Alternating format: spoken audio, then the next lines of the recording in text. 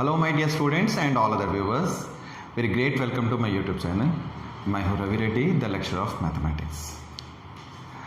इस लेक्चर में हम लोग क्लास 10 के 1.2 के रिमेनिंग क्वेश्चंस को हम लोग करने वाले हैं। एक्सरसाइज 1.2 हम लोग ने प्राइम फैक्टराइजेशन किया, सीखा हमने।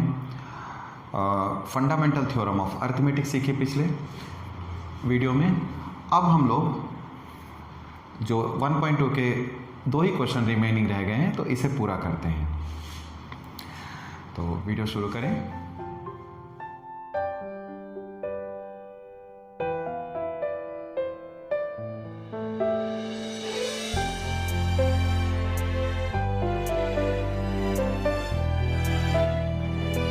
अभी आप देखिए क्वेश्चन नंबर 6 लिखा मैंने 1.2 में। आप दो नंबर गिवन है, यानी क्वेश्चन के दो पार्ट हैं। कहता है कि ये दोनों कंपोजिट नंबर है, ये आपको बताना है, प्रूव करना है कि ये कंपोजिट नंबर है। कंपोजिट जिसके दो से ज़्यादा फैक्टर्स होते हैं, प्राइम फैक्टर होते हैं, उसे हम कंपोजिट कहते हैं। चलिए सॉल्व किया जाए। ये एक नंबर है, मान लीजिए ए ले लेता हूँ मैं, 7 × 11 × 13 + 13। आप देख सकते हो ये 13 कॉमन है, 13 कॉमन ले लेंगे, +1 13 77 + 1 13 × 78। अब ये 78 है तो 78 का एक फैक्टराइजेशन किया जा सकता है। आप देखिए 2 3s are 6 and it is 9, 2 3s are 6, 2 9s are 18। ठीक है, वेल ये 3 से डिविजिबल हो जाएगा, 3 1s are and 3 13, नो मोर। तो अब आपने देखा कि हम a को कैसे लिख पाएंगे, 13 × 2 × 3 × 13। कंपोजिट है क्योंकि बेटा देखिए इसके दो से ज़्यादा फैक्टर देख रहे हो आप। इट हैव, आप लिखिए, since A has more than 2 prime factor hence it is composite. Simple, ठीक। जिसके दो से ज़्यादा फैक्टर होते हैं वो प्राइम कहलाएंगे, कंपोजिट कहलाएंगे। अगर हम सेकंड क्वेश्चन लेते हैं, लेट बी, इसका सेकंड पार्ट 7 × 6 × +5। ठीक है, आप 5 कॉमन ले लें दोनों में, यू लेफ्ट विद दिस।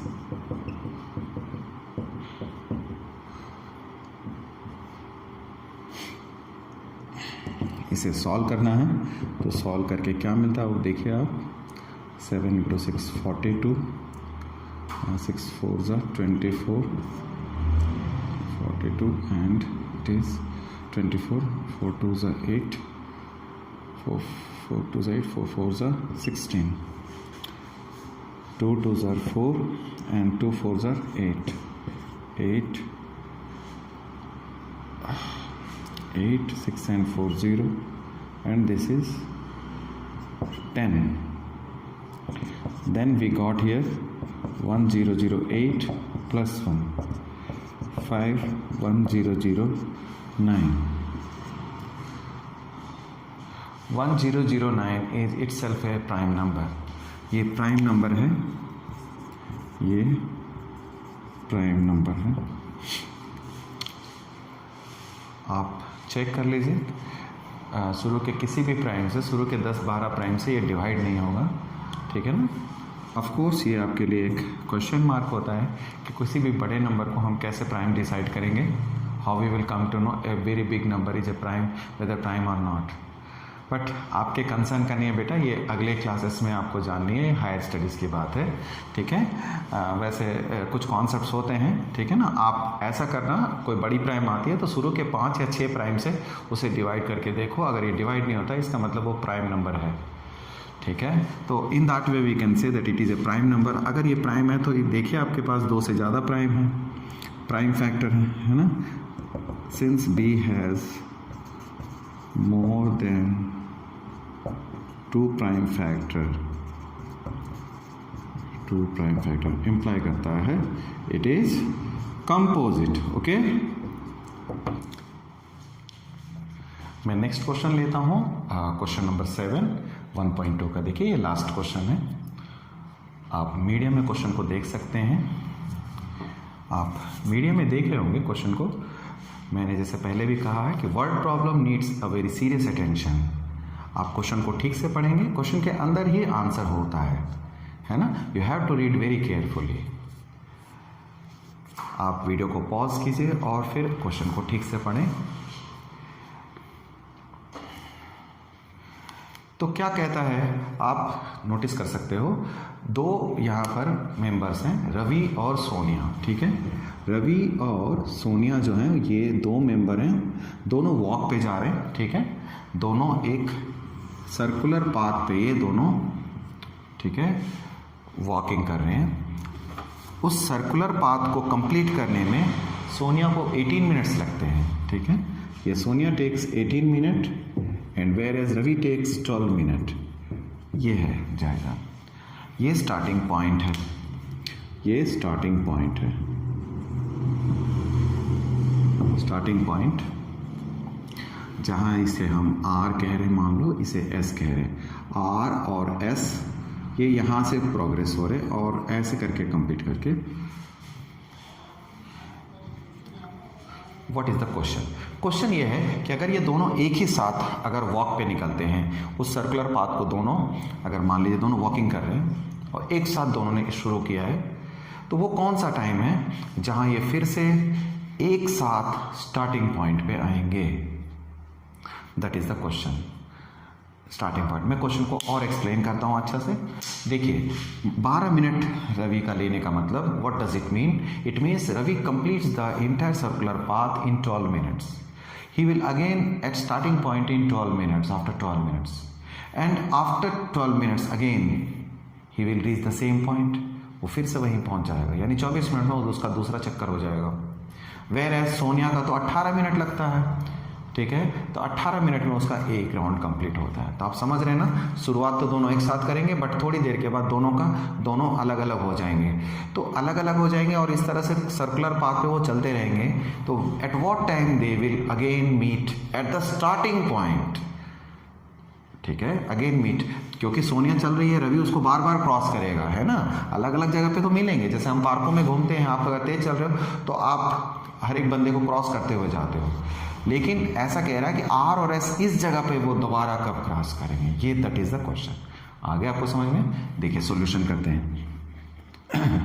तो Ravi and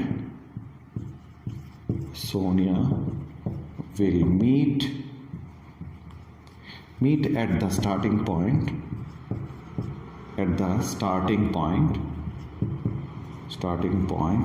again at such time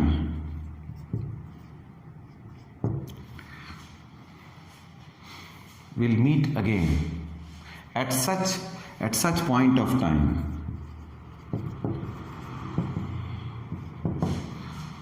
ठीक है, which is exactly, क्योंकि आप देखिए इस पॉइंट पे 12 मिनट के बाद वो बार बार आ रहा है ना, और सोनिया 18 मिनट के बाद आएगी। तो हमें इस पॉइंट को, एक ऐसी पॉइंट ढूंढनी है, मतलब टाइम स्पैन में एक ऐसा पॉइंट देखना है जहां जिसको ये दोनों नंबर्स डिवाइड करते हैं। That is the question. आप ठीक से सुनना, मैंने क्या बोला, हमें एक ऐसा पॉइंट ऑफ टाइम चाहिए बेटा, ठीक है, जिसको ये दोनों नंबर एग्जैक्टली डिवाइड कर देते हैं। ऐसे बहुत सारे नंबर होंगे, मैं बताऊं काम की बात, ऐसे बहुत सारे नंबर होंगे, बट उनमें से जो सबसे छोटा नंबर होगा वो चाहिए, क्योंकि हमें पूछा है अगेन वो कब मीट करेंगे। ठीक है, तो Ravi and Sonia will meet at the starting point again, दोबारा, again at such point of time which is exactly, ठीक है, मैं आपको लिखता हूं, डिविजिबल बाय बोथ 12 and 18, जो एग्जैक्ट डिविजिबल हो जाए 12 और 18 में, ठीक है। अगर आप इस वीडियो को पहली बार देख रहे हैं तो इससे पीछे की वीडियो को जरूर देखिए, क्योंकि अब जो मैं आगे एक्सप्लेन करने वाला हूँ उसका कॉन्सेप्ट जो है पीछे बता चुका हूँ मैं। तो ये कौन सा नंबर है, व्हाट इज़ द नंबर, ठीक है। एक ऐसा नंबर जो 12 और 18 जिसको दोनों डिवाइड करते हैं, इट इज़ आप उसको बोलिए, it is the LCM which we need. मैंने पीछे के वीडियोस में, पीछे के लेक्चर्स में इस बात को बताया कि स्टूडेंट्स को एग्जैक्टली डिसाइड करना होता है बेटा कि आपको एलसीएम चाहिए या एचसीएफ, लेकिन उस कंक्लूजन पे how you came to know कि which what you have to get, why you have decided that LCM or HCF, तो you have to explain a little bit, ठीक है। आपने उसको explain किया कि why you are choosing that HCF or LCM, you have to explain and then do that। अब जैसे आपने कहा LCM, क्यों? LCM is the number which is divisible by the given numbers। तो आपको 12 और 18 दोनों से डिविजिबल होने वाला नंबर चाहिए, तो बहुत सिंपल है। 12 को आपने फैक्टर कर लिया, HCF चाहिए, आप LCM चाहिए, तो 12 को आपने लिख लिया 2 × 2 × 3 यानी 2 स्क्वायर इंटू 3 आ गया, वेयर एज 18 को 2 × 3 का स्क्वायर लिख लेंगे। सिंपल। एलसीएम अगर हम इनका देखते हैं, दोनों में कहीं भी कोई फैक्टर आ रखा हो, कोई भी प्राइम फैक्टर कहीं भी हो, उसका जो बड़ी वैल्यू है यानी बड़ी पावर को हम लेते हैं। एलसीएम इस तरह से लिया जाता है, पीछे बात हो चुकी है इस पे। This is 4 and this is 9, 36 minute. 36 minute बाद दोबारा मिल जाएंगे, है ना। एक ऐसी डिजिट है जो आप देख सकते हो, ठीक है। आपको मैं एक्सप्लेन करता हूँ कि जैसे 36 मिनट बाद वो दोबारा और स्टार्टिंग पॉइंट में मिल जाएंगे। देखिए रवि जो है वो 3 चक्कर लगा चुका है, 12 × 3 36, वेयर एज सोनिया 18 × 2 36 मिनट्स है। तो 36 मिनट के बाद वो दोनों स्टार्टिंग पॉइंट पे फिक्स पोजीशन पे होंगे। तो आपको मैं एक्सप्लेन वैसे कर देता हूँ कि Ravi will cover path 3 times in 36 minutes, whereas Sonia 2 times। ये पूछा नहीं गया, जस्ट आपको एक्सप्लेन कर रहा हूँ ताकि आपको एक अच्छा से समझ में आ जाए, ठीक है ना। क्वेश्चन ऐसे पूछते हैं कि इतने टाइम के बाद जैसे 7:40 पे, ठीक है, at 7:40 they began to walk, at what time again they will meet। तो 7:40 मान लीजिए, 7:40 पे ये आपको जुड़ते हैं, प्लस 36 मिनट है, तो 36 मिनट 20 मिनट्स इधर ले गए, 8 o'clock हो गई, 8 o'clock 8:16 पे वो दोबारा मीट करेंगे। ये तरीका। नाउ रीविजिटिंग इरेशनल नंबर्स, इसे पढ़ने वाले हैं हम लोग। Revisiting irrational numbers, what does it mean? Revisiting irrational number का रीविजिटिंग इरेशनल नंबर, क्यों? हम 9th क्लास में इरेशनल नंबर को बहुत पढ़े हैं बच्चे, ठीक है ना। अब हम लोग दोबारा पढ़ने वाले हैं, इसलिए इसे रीविजिटिंग कहा जा रहा है। इरेशनल नंबर आप वाकिफ हो, √2, √3, √5, √6, √8, दीज आर इरेशनल नंबर्स, ठीक है। ओके, अब कहता है P is prime, P divides A², then P divides A। अगर P A² को डिवाइड करता है तो P A को भी डिवाइड करेगा, ठीक है। ओनली डिस्कस करेंगे हम लोग, ओनली डिस्कस करेंगे, प्रूफ नहीं करेंगे। जस्ट एक थ्योरेटिकल कॉन्सेप्ट है, ये एग्ज़ाम या वैसे बहुत इंपॉर्टेंट नहीं है ना। थोड़ा सा आपको समझा देता हूँ क्योंकि आगे के क्वेश्चनों में इसे हम लोग इस्तेमाल करने वाले हैं। लेट करो, let A is any composite number, ठीक है। कंपोजिट नंबर मान लिया हमने, देन बाय फंडामेंटल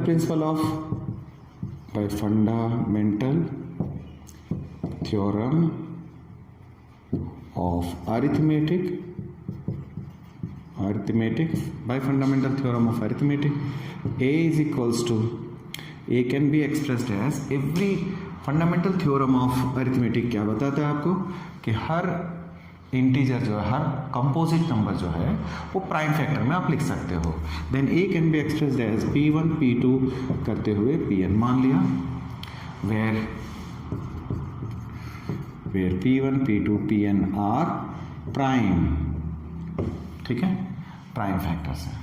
चलिए अब मैं आपको थोड़ा सा बताता हूँ। मान लिया ए स्क्वायर किया आपने, तो ए स्क्वायर किया तो P1 का स्क्वायर, P2 का स्क्वायर और Pn का स्क्वायर, यानी P1 P2 Pn का स्क्वायर हो गया ए स्क्वायर। ठीक है, ओके।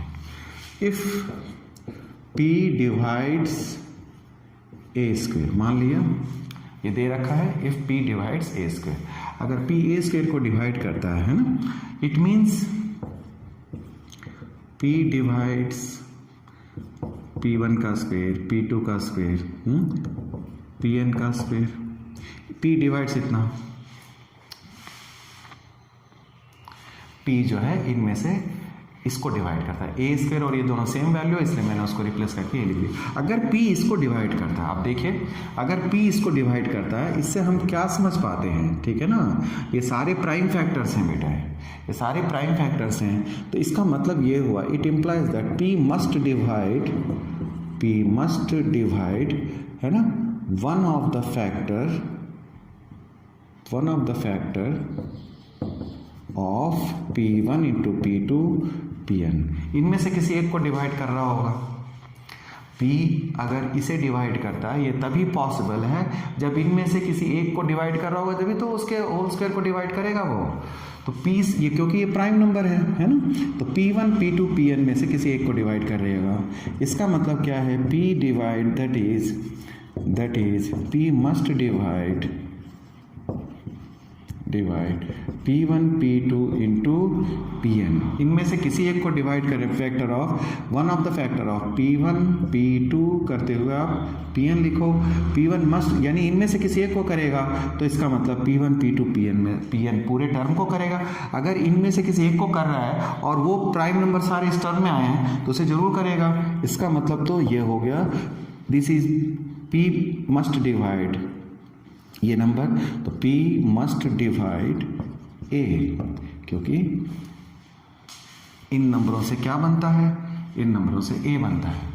तो इस तरह से एक एनालिसिस है, आप इसे प्रूफ मत समझिए क्योंकि थ्योरेटिकल है, बट ऑफ कोर्स मैंने प्रूफ कर दिया, it is no more discussion only.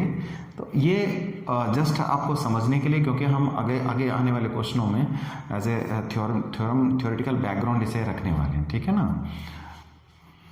आइए अब इस चैप्टर का one of the very important question जिसको समझा जाता है, एक ही को दो क्वेश्चन है जिसकी प्रैक्टिस से आपको बहुत इजीली ये कॉन्सेप्ट समझ में आ जाएगा। 1.3 का ये रिपीटेटिव क्वेश्चन है, ठीक है। प्रूव दैट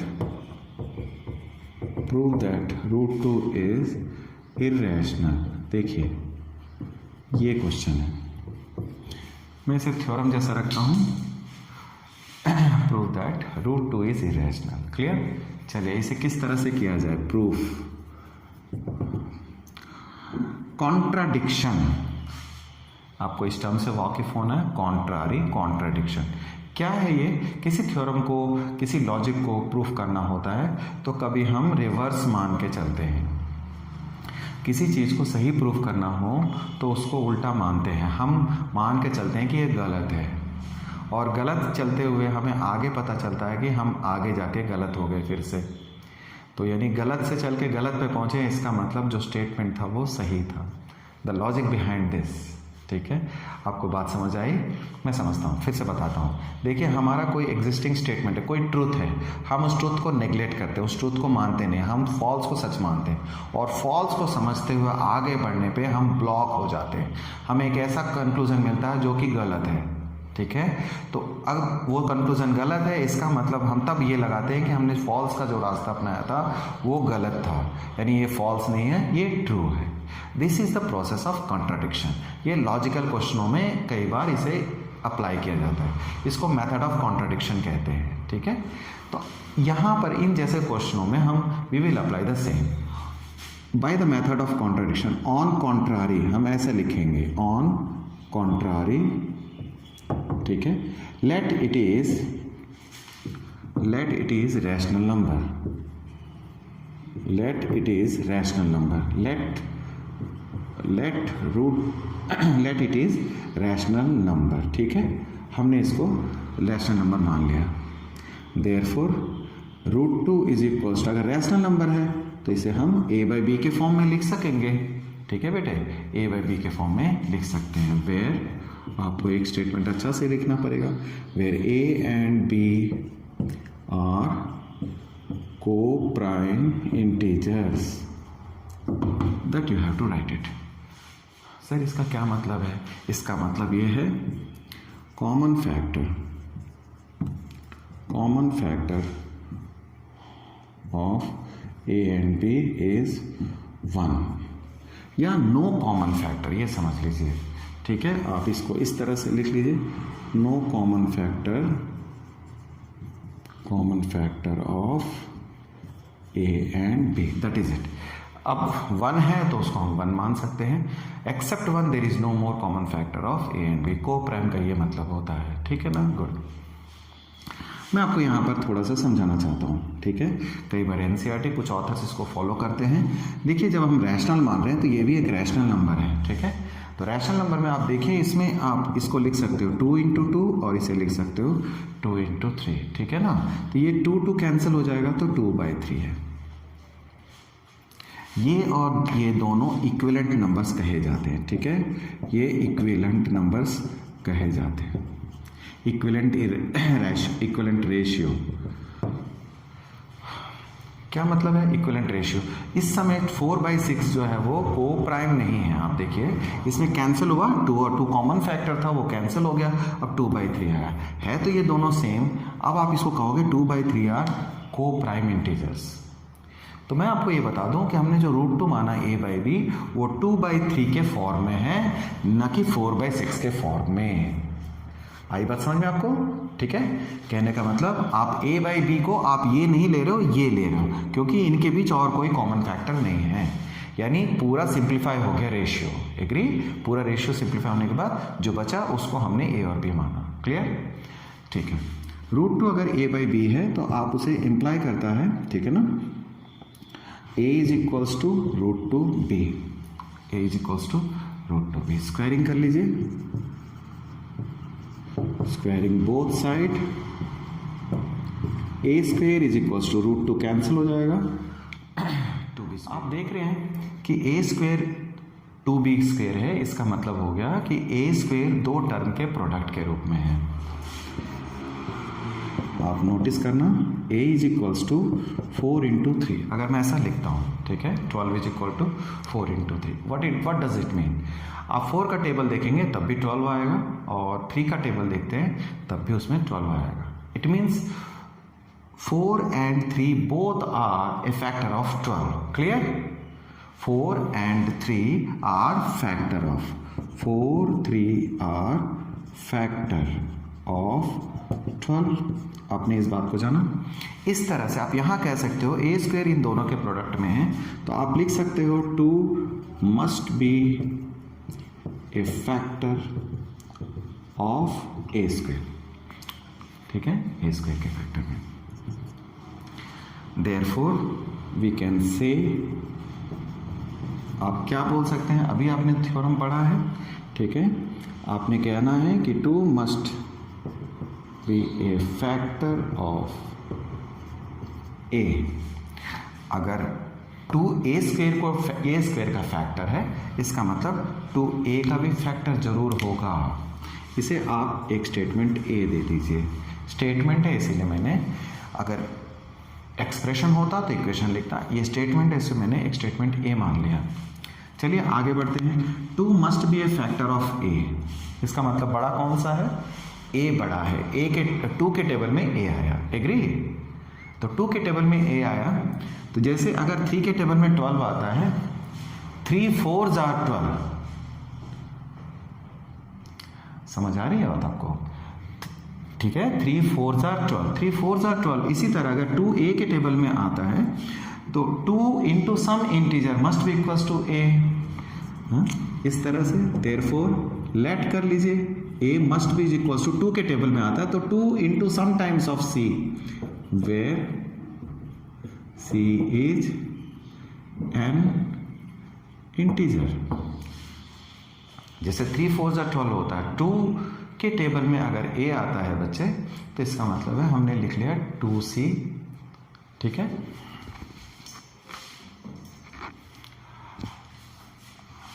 अब a इज इक्वल टू, यदि 2 से आया पुट कर दीजिए, पुट इन 1, a की वैल्यू 2b में पुट करते हैं, 2c का स्क्वायर, 2 से 2 कैंसिल हुआ, बी स्क्वायर। फिर से आप उस तरह के स्टेटमेंट में है, बी स्क्वायर इन दोनों के प्रोडक्ट के फॉर्म में है, इंप्लाई करता है 2 must be a factor of b square, 2 b square के टेबल में है, बी स्क्वायर जो है वो 2 के टेबल में है ना, 2 must be a factor of b square. तो अभी हमने थ्योरम से इंप्लाई करेगा, अगर 2 बी स्क्वायर को डिवाइड करता है 2 must be a factor of b also, ठीक है। हम इसे स्टेटमेंट बी का नाम देंगे। बहुत इंटरेस्टिंग, आइए जरा देखिए आपने क्या देखा, from a and b, from a and b we can say, क्या से सकते हैं भाई, what we can say that 2 is a common factor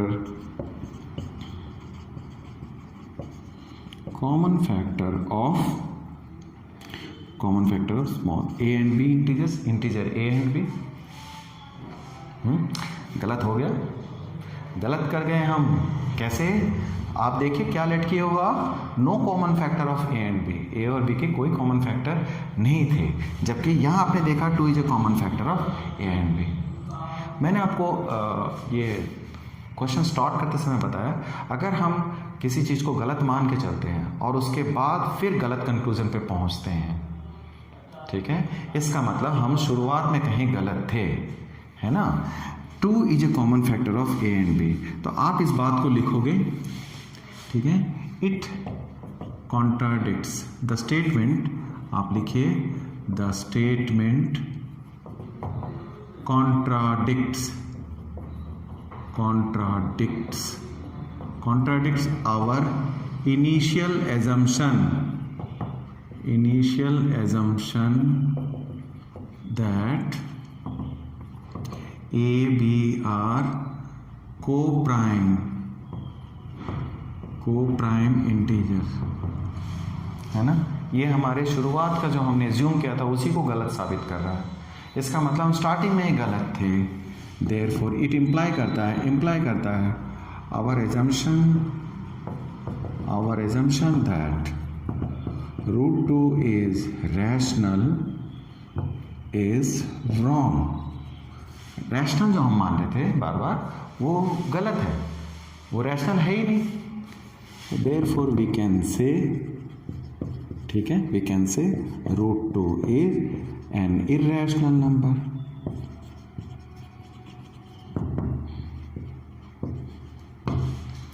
ये एक थ्योरम जैसा क्वेश्चन है, ठीक है, बिल्कुल थ्योरेटिकल है, आप कहीं देखते हैं न्यूमेरिकल नहीं है, आपको आर्गुमेंटेशन। तो ऐसे क्वेश्चनों में बच्चों, ठीक है डियर स्टूडेंट्स, मैं आपको बताऊं कि ऐसे क्वेश्चन में मार्क्स तब दिए जाते हैं जब आप उसका एक्सप्रेशन लॉजिकल वे में प्रेजेंट करो, ठीक है। आप कुछ भी लिखते हैं, आगे पीछे तालमेल नहीं है, प्रेजेंटेशन में फ्लो नहीं है, तो यू वोंट बी रिवॉर्डेड, ठीक है।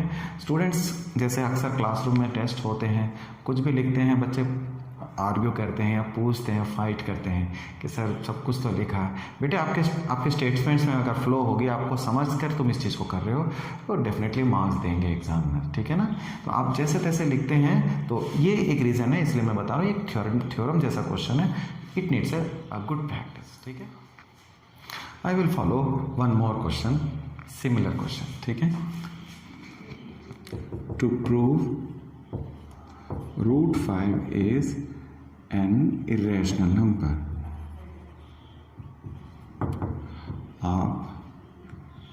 आपने इसे लेट कर लिया, root 5 is an irrational number, ये आपको प्रूफ करना, सॉरी, है ना। बिल्कुल सेम क्वेश्चन रिपीट करने वाले हैं, आपको थोड़ा समझ में आ जाए, इसलिए इसे प्रूफ लिखूंगा मैं, proof. On contrary let root 5 is a rational number।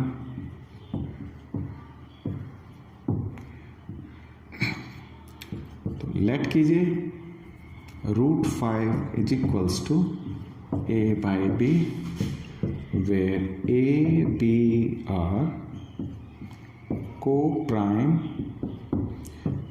integers, ठीक है, co-prime integers, ब्रैकेट में आप फिर लिख दीजिए नो कॉमन फैक्टर,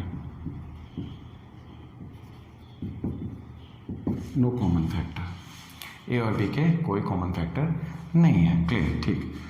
अब आगे बढ़ता हूँ। अगर ए और बी के कोई कॉमन फैक्टर नहीं है, ए इज इक्वल्स टू √5a, बिल्कुल सेम जैसा कि मैंने बताया आपको।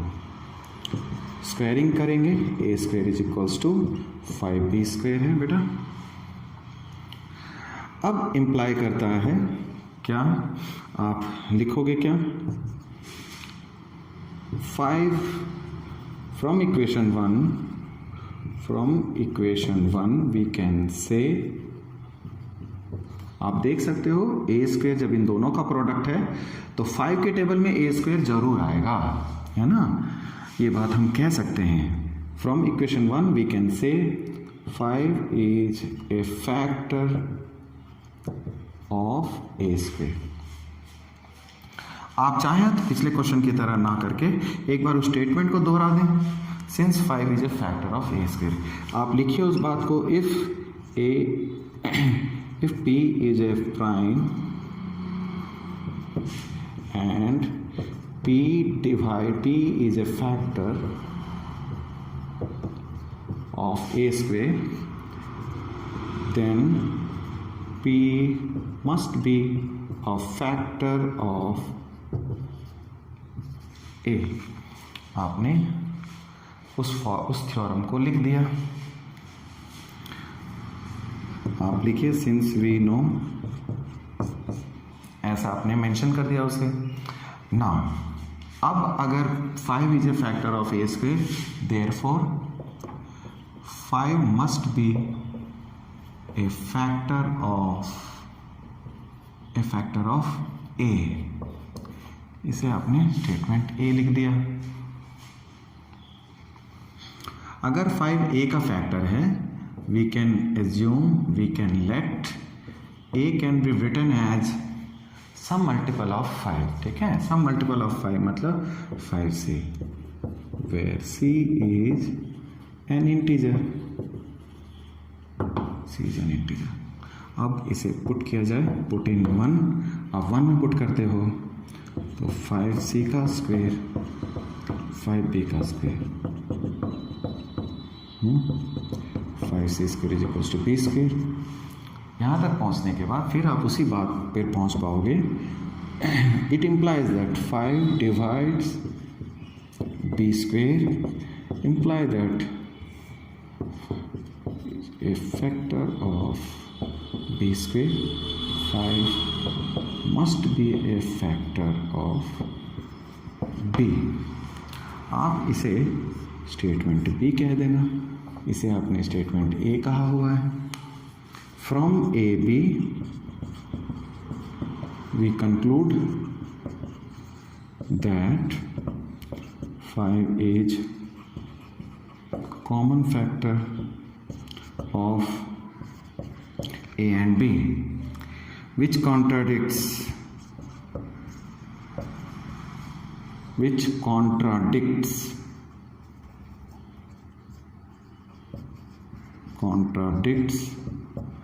our initial assumption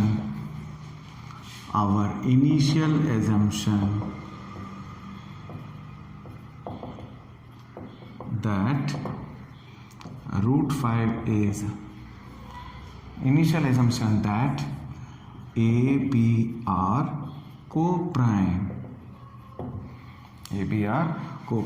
Therefore imply करता है कि our initial assumption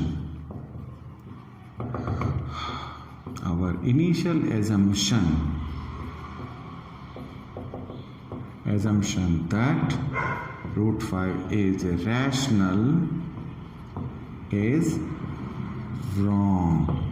ठीक है, यहाँ मैं अक्सर बच्चों को एक एग्जाम्पल देता हूँ। ठीक है, हमेशा पेरेंट्स और टीचर्स जो वेल विशर्स हैं वो बेटा वो अच्छी सलाह देते हैं, ठीक है ना, एक सही बात बताते हैं आपको, ठीक।